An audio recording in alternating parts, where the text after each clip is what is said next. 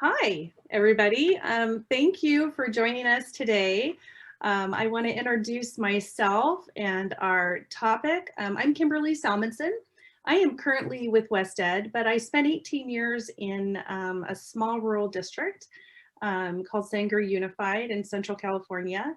And that's what we're going to be talking about today is really my experience there with an amazing team who created a very creative local solution to a statewide and county challenge that we were experiencing. So with me today is a colleague and a good friend, Hayley Field, who, who was really instrumental in the beginning of this program and addressing this issue that we were facing as a district. So I want to welcome you today. I know that we have chat open, and so if there are questions, please place them in chat.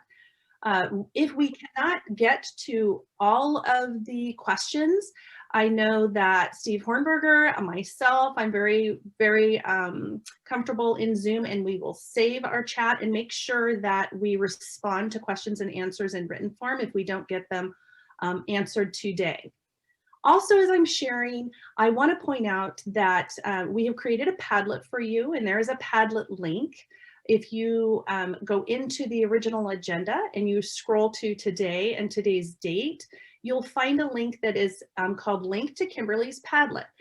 I'll also provide a QR code later in the slides, and so you will be able to use your phones and save that QR code as a direct link to the Padlet as well.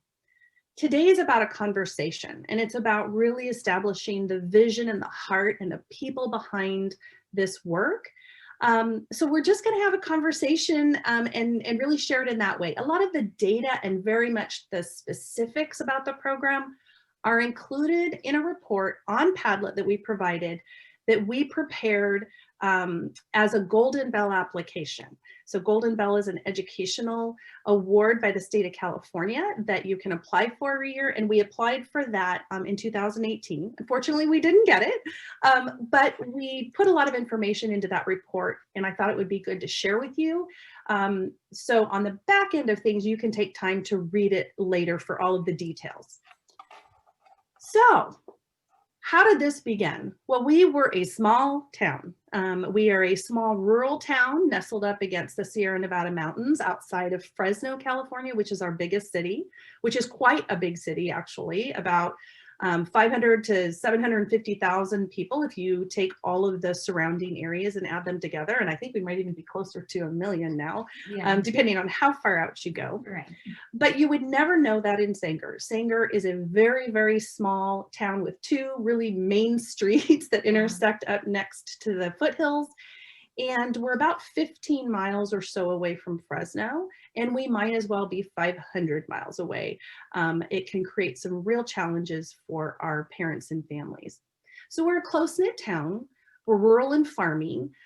We had very limited access to our services, and those services were so important because we have such a high poverty and high crime area, and our families, because of that, are experiencing a great deal of stress and trauma. And that was really showing up in our students, in our schools, and showing up in some of our community agencies that were working with our families. There was one bus, if we talk about one of the major challenges that was keeping our families from getting those support services that they needed, it was that they were limited in transportation. Mm-hmm. We had one bus, a little bus that was going back and forth from our town to Fresno one time a day. And it was really meant for like people who were working. So it left in the morning and came back in the evening. And it was not really conducive if you had just a quick appointment for counseling, or you needed to go, take care of some social services matter. You would be gone the entire day. And that doesn't work for any of us, right? If we have a quick appointment that we need to take care of. We had one of the highest suicide ideation and 5150 calls and CPS calls to authorities in the county. We were number one, and that's not something you want to be number one in. We also had one of the lowest hold percentages in the county. So while our our students or family members were calling in as a 5150, or there was a 5150 call being made on their behalf, when they were transported, they were not being held. And that told us that that their crisis was not being necessarily evaluated in a way that meant that they were that there was imperative danger and an imminent danger and they needed to be held, but they were still in massive crisis. And so those calls were repeated. We had a lot of individuals that had repeat calls. We had one of the highest non-compliance rates in social services. So parents not following through on things that they needed to do to keep cached food stamps, you know, and all of the family maintenance recommendations that might come along when there's family discord. They weren't able to do the things they needed to do to maintain those support services. So they would get into the system, they would have resources for a brief period of time, they would miss an appointment, they wouldn't be able to go to a family counseling session, etc. And they would fall out of good graces and they would fall away from those resources and supports. Anything? That is correct. Good. Okay. Yeah. So Hayley here is kind of my left hand and my right hand. And if we have any questions or she wants to add in, she's going to jump in. Literally like the bird on her shoulder.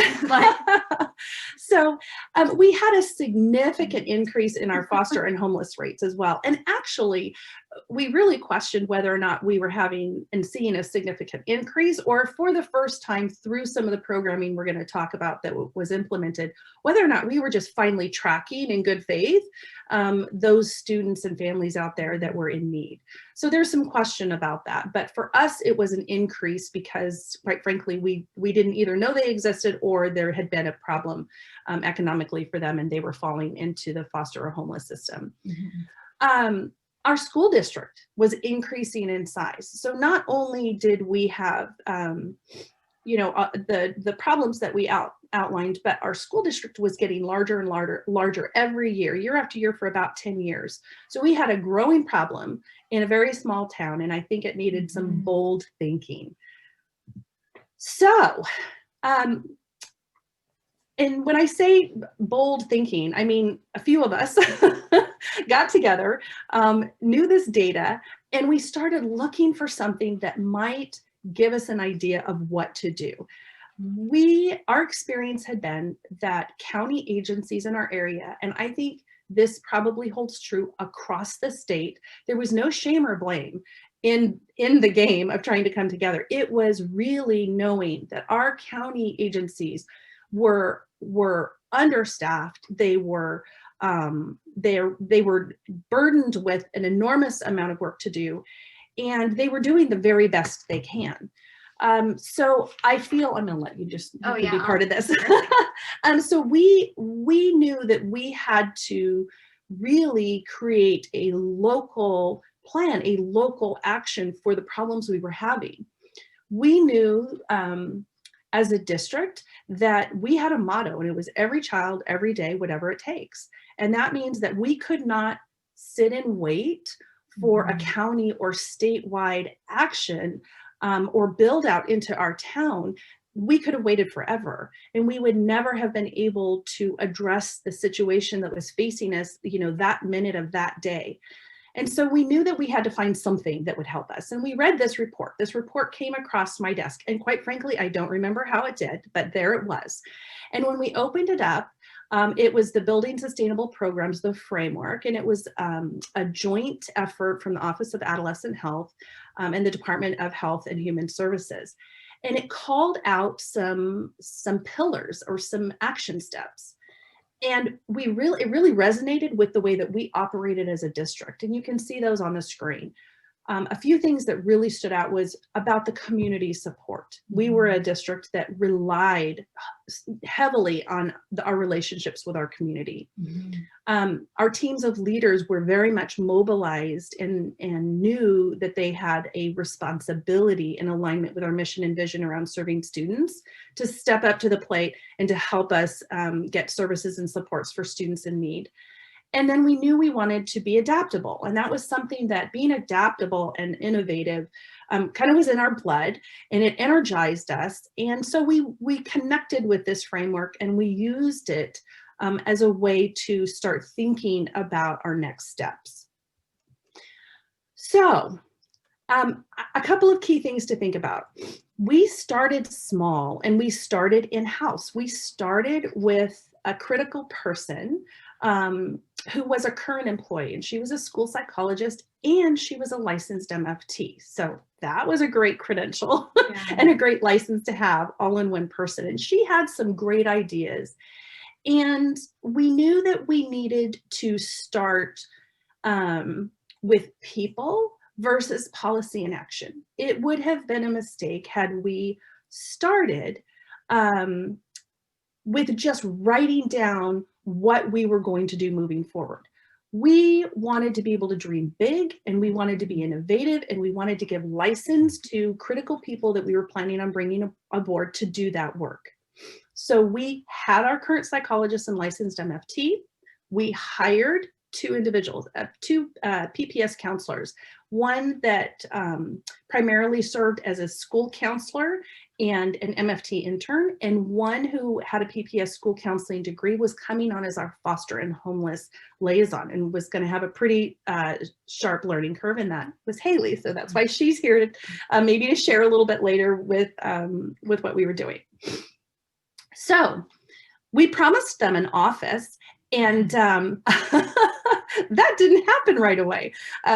We had high hopes of having space in a building, but really we thought, you know what? We are a tight, loose district, meaning we have tight goals based on our needs, right? We knew what those needs were that we highlighted earlier in the slides.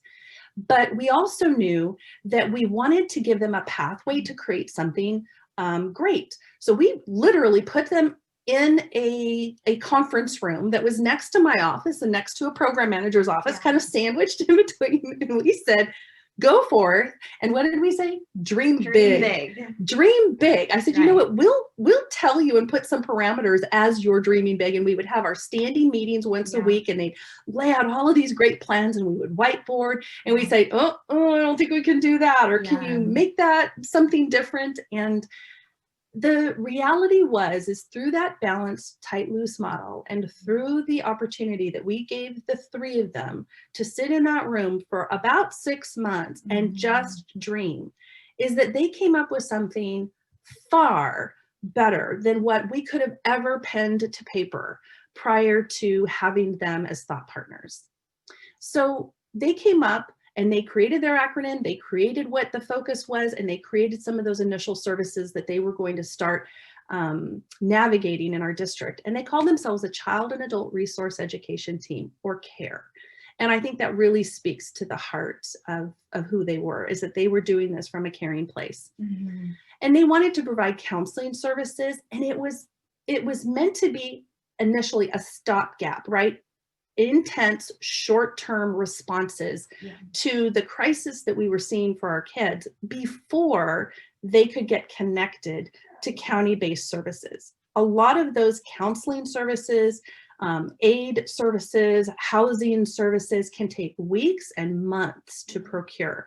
And our families and students did not have the time to wait for those resources. What was happening before those resources were getting to them is we were getting CPS calls were really elevated. Remember, we were #1 in the county. 5150 calls were happening. Remember, we were #1 in the county. And we think a lot of it had to do with the crisis rising to a bubbling point and nobody really being able to mobilize services around them quick enough to keep those things from happening. We knew that we had to connect them to those services, right?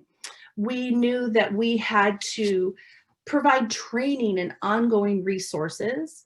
We knew that we had to provide foster and homeless youth support. We had to start identifying our kids who, quite frankly, were, living on sofas of friends and families who were living in cars, families who were living in our local motels, that weren't necessarily safe and weren't necessarily good environments for kids or adults.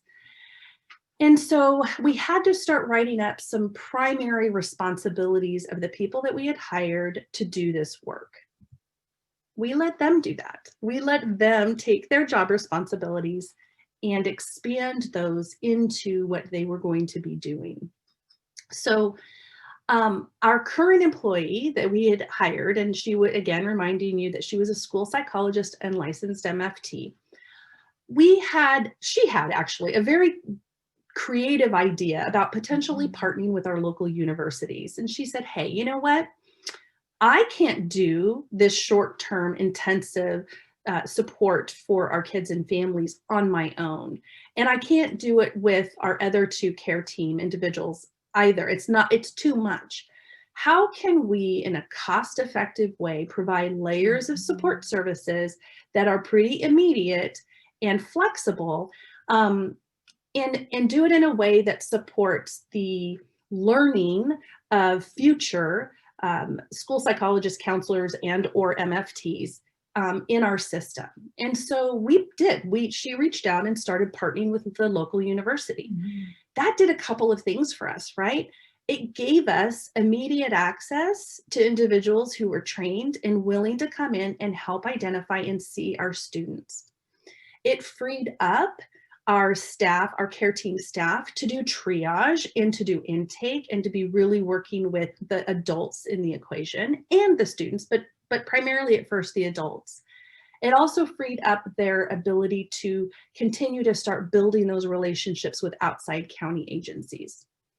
It offered a training mechanism in a field that typically people who were doing license or trying to get licensed weren't necessarily going into the schools, right? They were going into things like hospitals, into our local prison systems, and they were getting some of those intern hours in that way. But what we found when we talked to our local universities is that they would actually be able to get some of those hours in school districts for certain age ranges. So it was a great way to provide them a resource that they needed to broaden really their lens of where they might work when they left that training. And we actually ended up hiring from one of those programs. We know that we needed to tighten up our educationally related mental health services, and we worked really hard to define what that was and create some of those services in-house. Mm-hmm. And then we needed to know how were those being accessed and how were they being overseen. So our employee at that time really took the role of making sure that she was navigating and setting up a system for our people to work in that created a level of accountability and monitoring of the services that were being provided. One of our new hires really worked on parenting engagement through parenting classes and setting up positive parenting. We knew that our parents, it wasn't always a matter of will or a lack of will, right? To parent effectively, to be able to take care of their kids, to be able to deal with things that they were struggling with. A lot of time it was a skill deficit. It might have been, there might have been a problem that they were having with alcohol or drugs. It might have been a loss of a job. It might have been an illness. I mean, there were just a myriad of things that were impacting our parents' ability to really parent kids the way that we knew they wanted to. So we knew we needed to have ongoing training and ongoing information available. And then we had a brainchild, and I don't remember who this was that had this idea. It certainly wasn't me. It was somebody on the team. And they said, what if we were able to continue support and continue the reunification of families and keeping families together? If when they were ordered by our Fresno County Court Services into these parenting classes and they couldn't get to them, and that became a deciding factor in whether they had their children with them or not, I wonder if we could actually create classes that the county would approve that were in Sanger. And so we worked to do that with our care team. Our care team was very diligent in reaching out. And I can speak to how we got there. Go ahead. Okay. Hayley's going to tell this journey. The historian. So we were actually working with probation and our juvenile delinquency probation department. They were having a difficult time getting their students and their parents to meet their requirements based on the court orders because of transportation and barriers to the bigger city of Fresno or even Parlier and Reedley. So we worked with them, we heard the need, and then we were able to contact the county courts and inform them of what we were doing and we're able to get those classes approved for our parents. Yeah. Sorry. So perfect. And so those parenting classes, once they were approved, became something that we could offer right there in Sanger. And Sanger, being so small, is actually quite easy to usually maneuver around. And our parents could walk. Our parents could get a ride from a neighbor. Our parents we transported a lot of times. We could work with our in-town transportation. There's a bus that is in town and operates more often than it did from Sanger to Fresno. So we could utilize that public transportation system. So all of a sudden we could offer a resource for our parents that was really aimed at keeping our families together. And then we could also create more skill and support for them as they were embarking on their parenting. So, and I apologize for the dog, big dog. This is the world we live in. It's just, we might hear some things that are just household noises. So I apologize. And then we brought on Hayley, and I'm talking about her like she's not sitting here, but she really didn't want to be in the front of this. But she became our foster homeless liaison. And you know, truth be told, I was actually teaching at a university, and I met Hayley as a student, and her heart was so apparent, and her love for kids and her ability to build relationships. And I couldn't wait until she graduated, and I was like, come on board. And it is the best decision I ever made. And she really built something within our care team that was incredible. And the relationships that she established with outside agencies was second to none. One of the key things I think she did is she worked with Hope Sanger. And if you want to share a little bit about what Hope Sanger started as and then became. Yeah, so I think one of the biggest a key component of developing the care team was really looking at what agencies were in our community, what did they do, and how can we build not only a relationship with them, but build independence, because so many of our families relied on the school to provide so many services. But one agency that we were able to work very closely with was Hope Sanger, which is a local nonprofit that would serve the homeless. They started with lunch, just sandwich bags and food boxes. And then it developed into something so much more, to where they actually took over a 18-room local motel, and they have more of a short-term and long-term services. Because again, we were looking at this stopgap, like where families couldn't access services because of transportation or being in a rural area. What could we do in the short term to be able to get them to long-term services?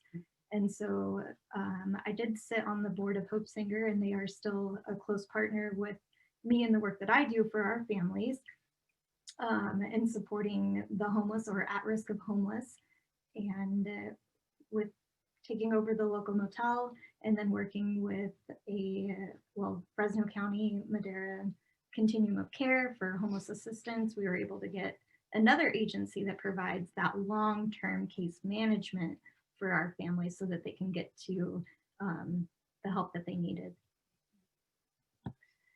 And so I think you're starting to sense like what happened, like how did this care thing evolve, and what did they do and how did they do this? And I want to reorient you back to that Padlet report, because it'll specifically talk about how we went about doing that. But I think the most important part of how and why we were doing that came from the vision and the heart and the willingness to be innovative as a team, and the willingness to take on as a local entity something that had typically been considered reserved for county agency. And we had to start talking and building the relationship with those agencies. And that was not easy to do, not because they were not willing, they wanted it more than anything, but they felt very confined by confidentiality. They felt very confined about with their policies and practices. And there was a very scripted way that they were to go and do things.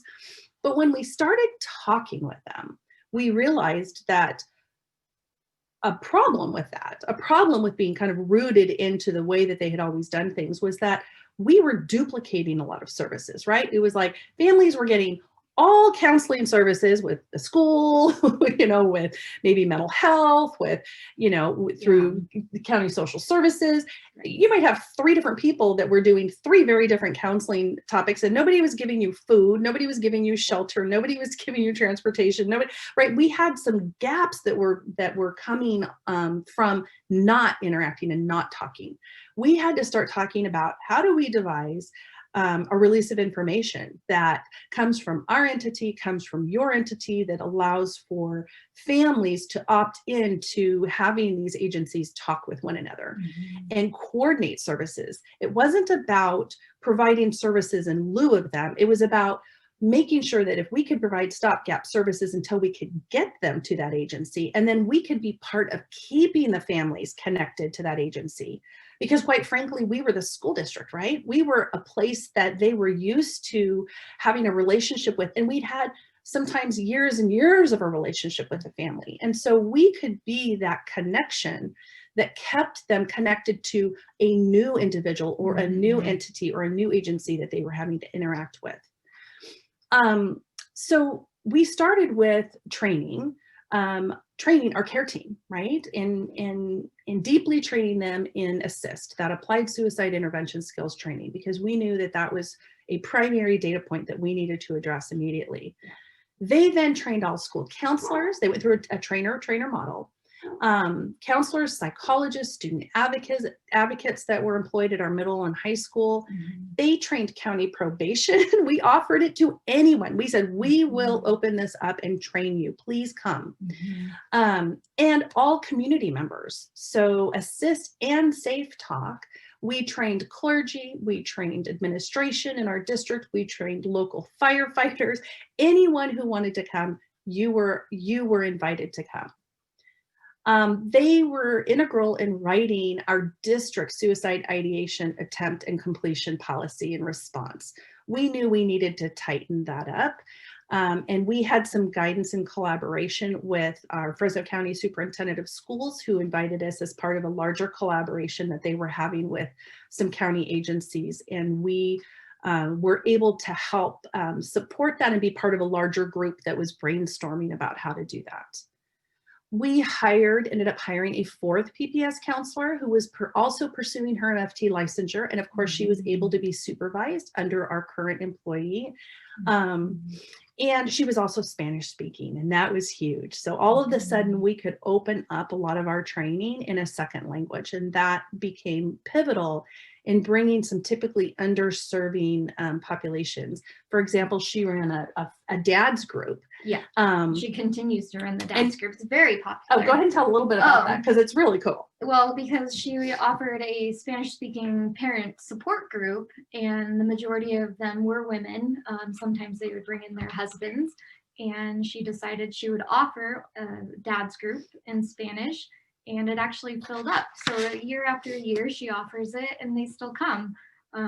They have their own potlucks and celebrations, but they really have, just very real conversations and bonding between all of them, and discussing just best practices with their kids and the hardships that they're facing. But it is a very popular group to this day. Another thing that we started to do is and this started really as a grassroots process of the care team members literally getting in their cars and going to the offices of these agencies and going to the departments, Fresno County departments, and inviting people to come and be part of what we were trying to do, and share and learn from them about what their roles and responsibilities and what resources that were available. And quite frankly, I know that a lot of those agencies are understaffed and have a huge burden of caseloads, but there were also a lot of resources that were not being adequately utilized and regularly used and maintained by families. And so we knew that there were resources our families just weren't accessing. They were there and available. We weren't accessing them. So we learned from them. They learned from us and had no idea what the school system actually could do. And they were really surprised that we had some of the resources available that we had. They were used to maybe coming on campus, and the only connection they had was in a CPS hold conversation, right? Where they were coming maybe to pick up a child, or coming on campus to find a quiet office to see a child who was already in receiving services in the system. But that was the only collaboration that was taking place. And they were really surprised at some of the support services behaviorally and counseling wise and mental health services and supports that we were offering. And it started to create a conversation around how do we best tailor our services as county agencies to complement what it is that you're doing, and how do we coordinate to make sure that we're on the same page as far as what we are talking to families about and how we are supporting our students. And that really helped us in the school as well, because then we could understand which service provider would meet the needs of our students. Because there are some mental health providers that the student needs to be like at a very, very high risk. And if we were referring them for mental health services, they wouldn't actually qualify. But then we broke down the barriers. We're looking at who are they case managing, who's an appropriate referral, what are the insurance providers that they accept, what's the time frame, and really then getting to know the people. So we had a friendly face, a point of contact that we would be able to call and facilitate conversations and support for students and families very easily. Perfect. And then 2 times a year, I think it ended up being more often, but 2 times a year we started out with a mental health collaboration between the health providers and related service organizations. And I'll let you know what that looked like and sounded like. We've got a couple pictures to share too. Oh, yeah. Sorry. And it's so hard not seeing anybody. Yeah, so we would invite these people that we like from each individual agency, from private to community services to a collaborative. And like Kimberly was saying, we would like I was saying, we would share out what we do, who we are, how we can access any changes within the agency itself. Updates, and we would keep a running list of all of this information. All of this would be shared not only with the providers, but also with all of our psychs and counselors throughout the entire district. And that's updated as well every semester.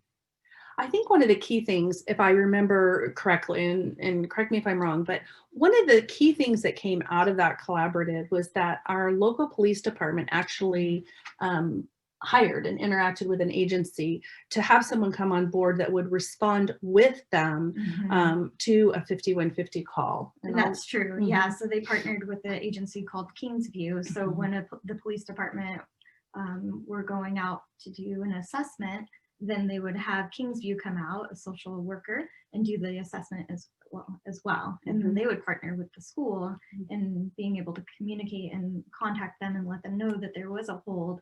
And then we had developed an internal process to be able to support them at the school, but then work with that person on the outside as well. What we were finding is that a lot of times that would happen over the weekend or an evening, right? The school would have absolutely no idea about it. And our students were coming to school the next day. If they were not held, they were coming to school the next day very traumatized. And the administration and the staff had no idea. And a lot of times what would happen is they would be, kind of coming apart, which all of us would anticipate. And we would see that as negative behavior, and there might be consequences about that did not meet what was going on in that child's life, but no one knew. If the child didn't share, no one knew. So we really had to start interacting with our police department differently, and they started interacting with our families differently and asking if they could share that information with schools. And I was a contact. I know Hayley was a contact. And sometimes I would get a phone call, in the middle of the night or on a weekend that would say, hey, this is what's going on. This is what happened. The parent has signed a release. We can share with you, the student has not been held, but there's a chance they'll come to school. This is what's happening. And we would ask for permission to do an intake with that student and the parents as soon as they walked in the doors, so that we could create some intensive immediate support so that they could be successful at school. Because a lot of times school is that safe space while parents were then dealing with maybe some stressors that were going on in the home. So we had A homeless foster liaison named Hayley Field, who was incredible, who really worked at streamlining enrollment in that identification process and trained all of our office staff, our school nurses, our resource offices, our guidance and learning specialists, and our transportation department.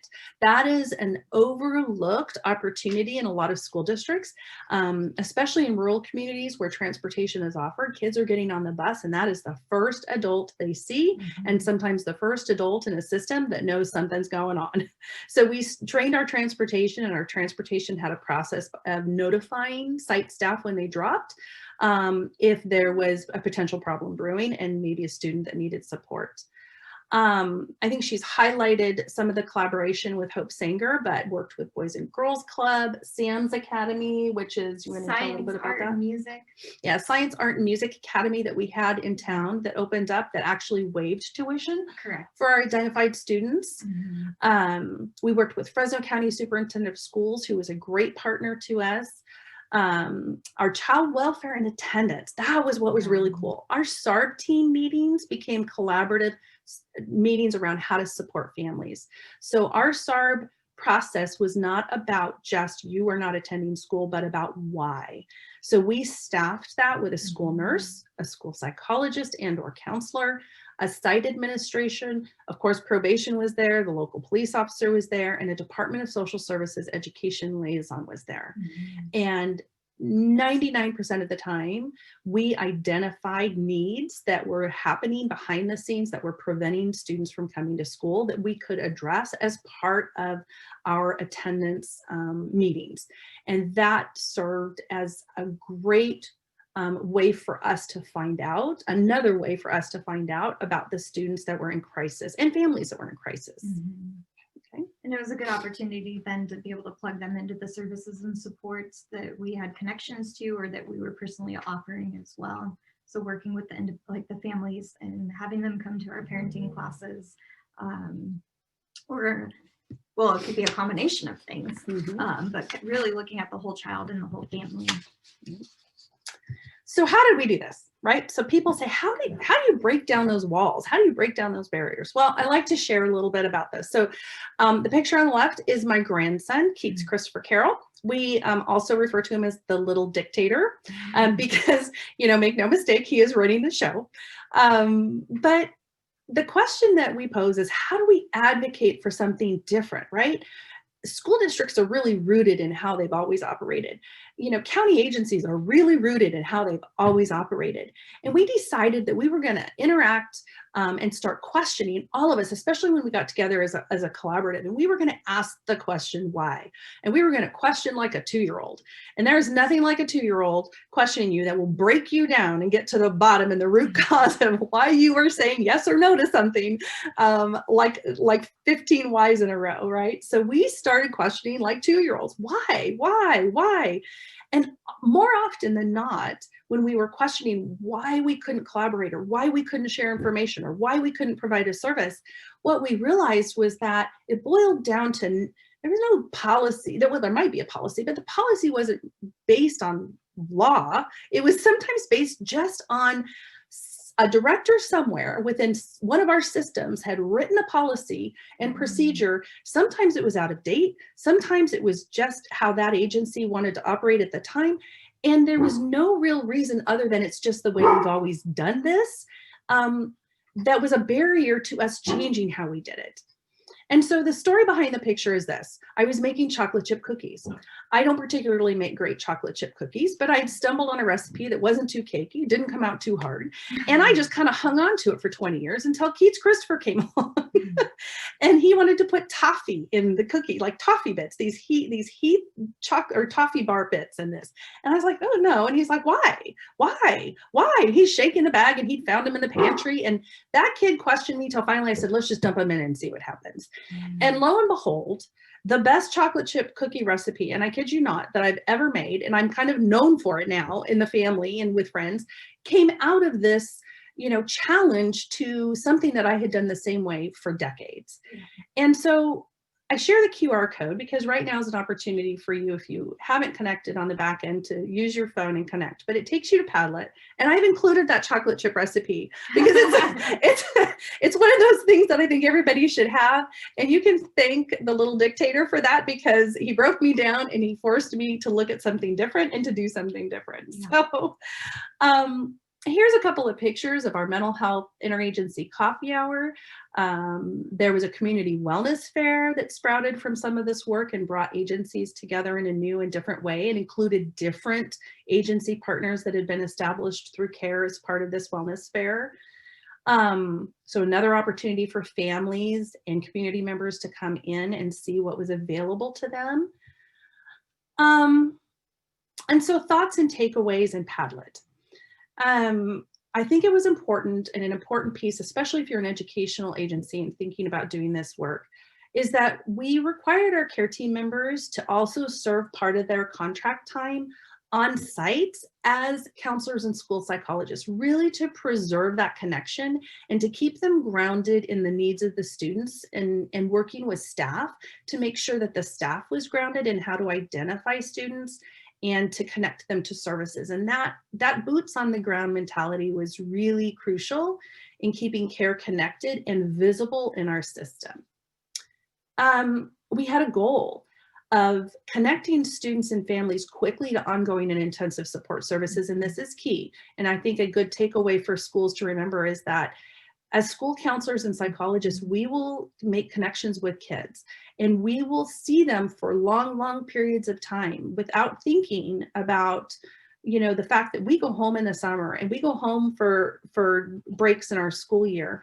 And we are leaving those students without services when our services stop. And that is a disservice, no matter how connected we are to serving that student. It is a disservice to leave them without help. Mm-hmm. So a key takeaway for the care team is to connect families with ongoing services that would take care of them when we were not available for that immediate service. We used funding in the beginning. There was a chunk of grant funding that we had left over that could be earmarked, and we actually took it and we renovated an old portable building on one of our sites that used to be a library, and we renovated the inside of it to make some offices and a training facility. And then we sat down with our executive cabinet and realized that we needed to write in hard money into our LCAP because this program was needed to be sustainable. And so we did that as well. And an important takeaway, I think, is that it's replicable and scalable. So Central Unified, a local district that was near us, actually heard about the program that we were running and came out.